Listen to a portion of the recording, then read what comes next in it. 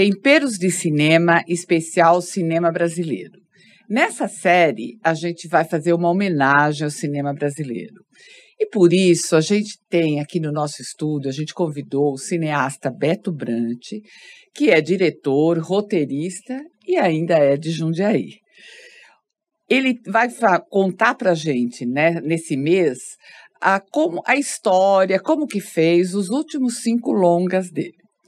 E a parte da culinária é com a Viva Cozinha, que também vai fazer uma viagem pela cozinha brasileira. Beto, muito obrigada por ter aceito o convite do Temperos de Cinema. É uma honra ter você aqui com a gente. Isso aí, Fátima. Estou aqui para falar com você, conversar. É um prazer para mim também.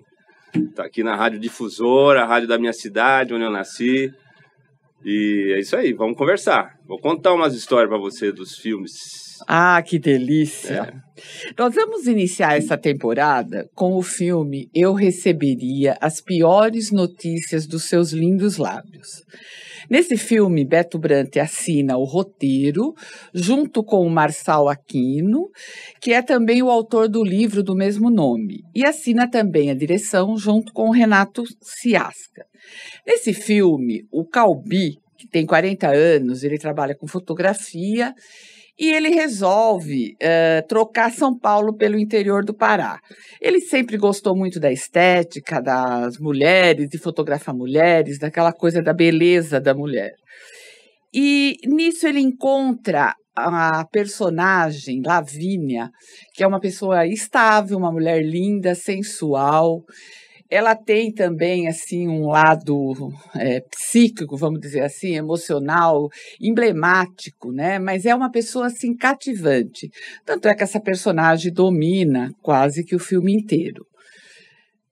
É um filme lindo, se passa no interior do Pará, tem uma fotografia lindíssima. E assim, na minha opinião, de quem gosta de cinema, eu acho que os personagens são revelados assim de uma forma muito, não totalmente revelada. Então você tem meio que descobrir o que cada personagem é na realidade, ou então você fazer a sua impressão sobre ele. Beto, você pode contar um pouco pra gente sobre esse filme lindíssimo? Então, esse filme ele é uma adaptação de um livro, de um romance, de um escritor de Amparo chamado Marçal Aquino, com quem eu já fiz vários filmes, né? Eu já adaptei várias histórias dele, não só livros publicados, mas também histórias originais, certo? E o livro dele se passava, era ambientado numa região de garimpo, de uma nova onda de garimpo, né? Como aconteceu agora. Mas na ocasião que nós filmamos, 2010, quando eu fui lá pesquisar a locação, lá no sul do Pará, eu notei que havia um movimento de questão de madeira ilegal, de povos ribeirinhos, né, que estavam lutando ali para ter o reconhecimento por território indígena, né? E também em mutirão entre eles, fazendo um movimento contra a descida do rio de barcas com balsas, né, com madeira ilegal. Então, assim, eu mudei a ambientação, mas mantive o espírito do livro, que eram os personagens, esse triângulo amoroso entre o Calbi, um fotógrafo, né, que é um aventureiro. São todos personagens de fora, né, estrangeiros do local. É o Calbi, o fotógrafo, é a Lavínia, que é carioca, que veio do Rio, através de um cara que é um missionário, né? Vamos dizer assim. Eu busquei a composição desse personagem, feito por Zé Carlos Machado, buscando Teologia da Libertação, Leonardo Boff, com Santo Daime, né? É um cara que atua na comunidade para fortalecer o espírito para a luta, né? Não é um cara que... Então, esse pastor tira essa mulher da rua, que está numa vida bastante precária, né? E leva ela na aventura dele, né? Então, se estabelece um triângulo amoroso entre os 3 personagens. Sim. Né? E essa impressão que eu tive, eu não sei se é correta, de que os personagens... Porque às vezes você vai assistir um filme e ele já apresenta todos os personagens no início. Eu achei que ali você demora para entender quem é quem ali e como eles são. Isso é correta, essa minha visão, Beto? Olha, eu sempre procuro começar o filme meio em silêncio, né? Sim. Meio assim, deixando a vida acontecer na frente dos olhos do espectador, para ele ir se ambientando, né? Se pegando e dando conta, né? E se sensibilizando pelo local onde acontece a história. E aos poucos eu vou... Inclusive o Calbi... A Lavínia é apresentada no momento que Calbi está na casa dele, sim, comendo ele abre a folha de bananeira e o pirarucu.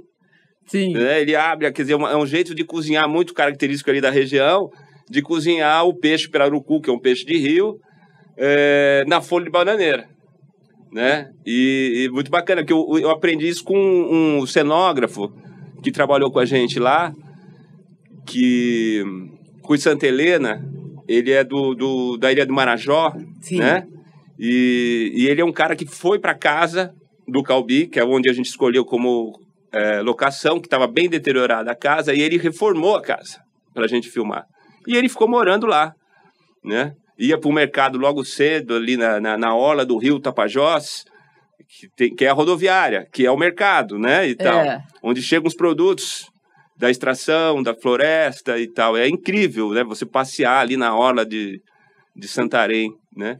E ele ia lá logo cedo, buscava as coisas, ia no mercado e levava para casa. A casa onde ele estava fazendo a reforma, era pré-produção, e teve certo dia que ele me apresentou essa iguaria, esse pirarucu cozido na folha de bananeira.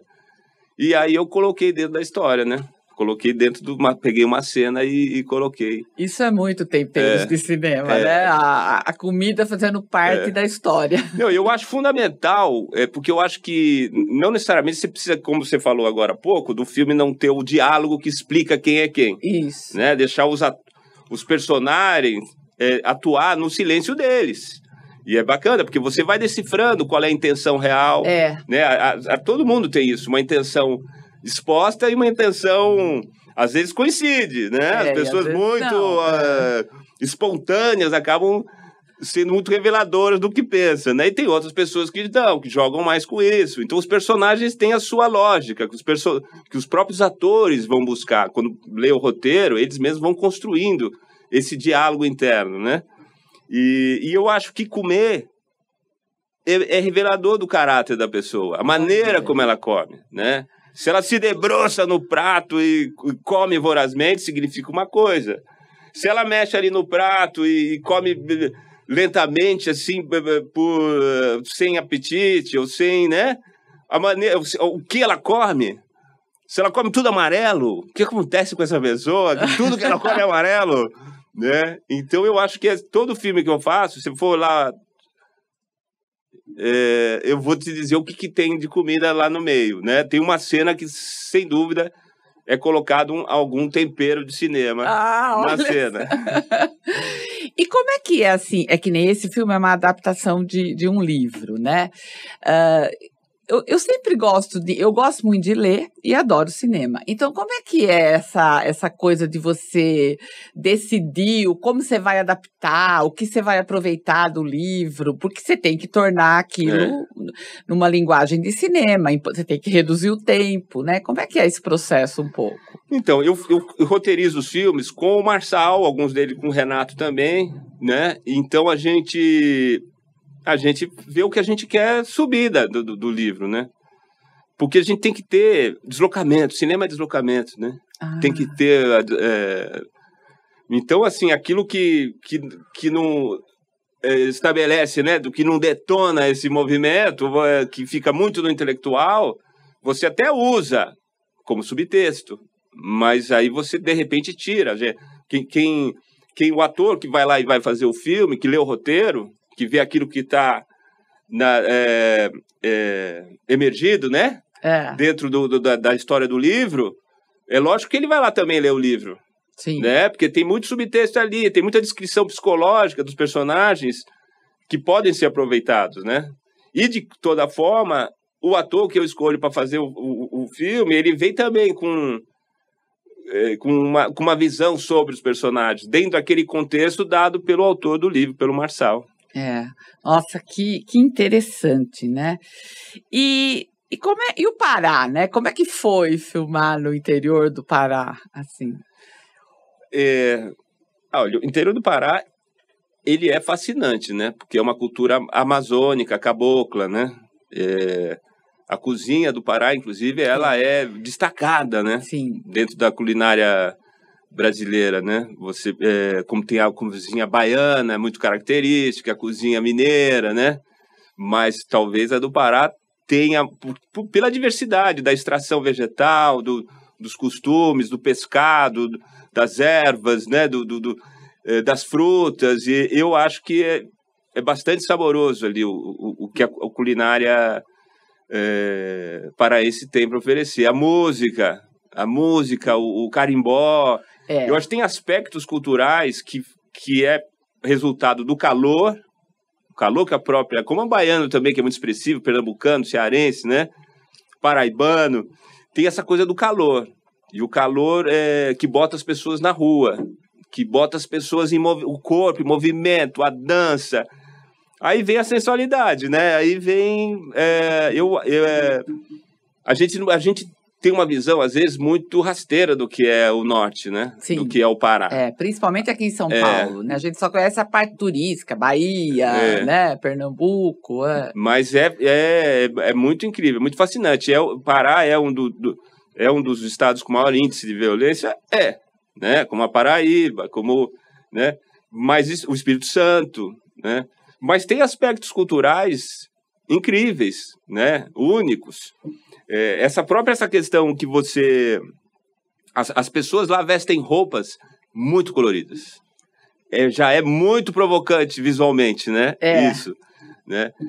Calor, muito calor. Vamos dizer mais... Os rios são as estradas, né? As pessoas estão toda hora navegando. Você não tem muito lugar que não chega estrada de asfalto, estrada de terra, mas chega o barco. Então, se você pega o porto da cidade é o lugar que onde chegam as pessoas e partem, e tem as despedidas e os abraços dos reencontros, né? Então, esse lugar tem uma cena do filme que é muito legal no filme, que a gente colocou a Camila e o Gustavo Machado, o casal, né, no filme, andando na orla. E você vai filmar com a Camila Pitanga, é impossível as pessoas não pararem, querer abraçar, pegar, uma coisa, uma loucura. Né? Você vai botar os figurantes, se os figurantes forem espontâneos, você tem que... No Rio de Janeiro, a gente teve que contratar 200 figurantes para andar com ela na Avenida Nossa Senhora de Copacabana. Porque se pegar os anônimos... Vem ela, olham, né? Então, e lá, o que aconteceu? No momento que ela foi andar, estava acontecendo um fenômeno incrível, que era a chegada da chuva. E os barcos, e as pessoas com pressa de carregar, de descer a rampa para ter acesso ao barco, para poder ficar no coberto. E quem estava descendo, na pressa de descarregar e sair de lá para não molhar suas coisas que estavam transportando e tal. Então havia aquela tensão, aquela coisa, o vento, o céu escuro, e a Camila e o Gustavo andaram ali calmamente, ninguém notou eles. E é bacana que enquanto eles estão andando, você percebe o movimento do porto, né? Sim, o movimento de entrada e saída. E tudo aquilo é real, então, né? Completamente. O filme é incidental dentro da realidade, né? Nossa, é isso que é interessante. Imagina pra gente, para quem está ouvindo, né, o nosso podcast, ou vendo a gente no YouTube, entender esse universo do cinema. Porque a gente vê o filme pronto, não imagina de tudo isso que está por trás. Então, isso que é fascinante numa conversa assim com um cineasta, né? Que ele contar essa coisa pra gente. Não, e fazer o cinema é muito mais uma onda boa, no momento que você faz o filme inserido no contexto, né?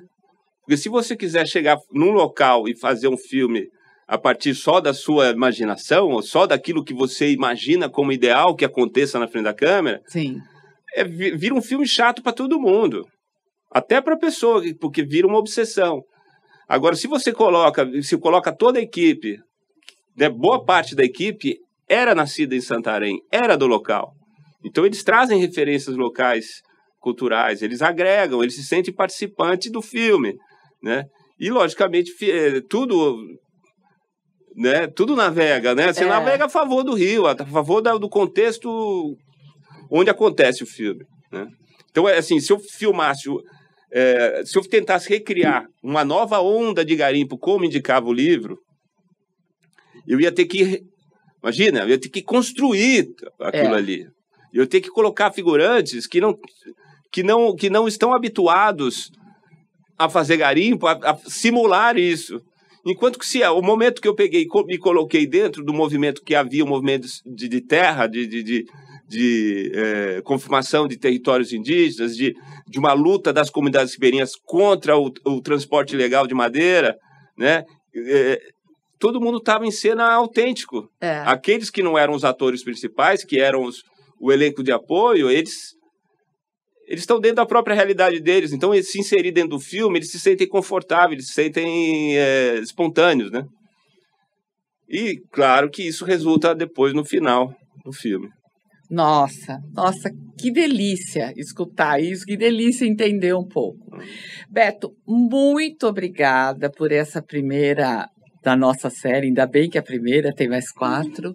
Foi uma delícia conversar com você. Eu tenho certeza que todo mundo que está escutando a gente está adorando entender isso, né? Que a gente é como se a gente estivesse entrando um pouco, né, num set de filmagem com você.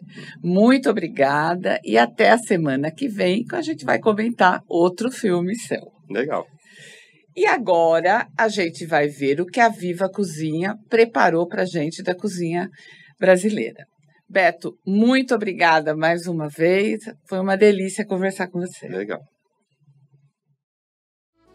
E agora a gente vai receber a Viva Cozinha com uma receita da cozinha brasileira. Nessa série a gente vai fazer uma viagem pelos sabores do Brasil. Hoje nós estamos comentando o filme Eu Receberia as Piores Notícias dos Seus Lindos Lábios. Esse é um filme muito bonito que se passa no interior do Pará. E o que a Viva Cozinha separou para nós aí da cozinha brasileira, mais assim especificamente do Pará? Bom, hoje eu vou trazer uma receita para vocês que eu particularmente gosto muito, gosto de fazer na minha casa, junto com a minha família, que é um peixe assado na folha de bananeira. E eu vou dar 2 opções para você assar esse peixe. Você pode fazer ele tanto no forno convencional da sua casa, como na churrasqueira, que particularmente é o meu jeito favorito.